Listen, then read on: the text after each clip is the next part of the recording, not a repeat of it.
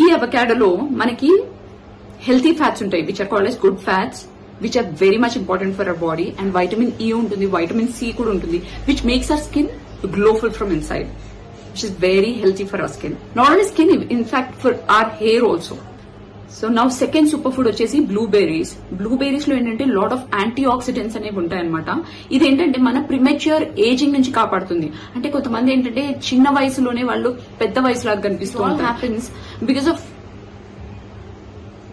Not taking proper food and not taking proper skin care measures అనమాట.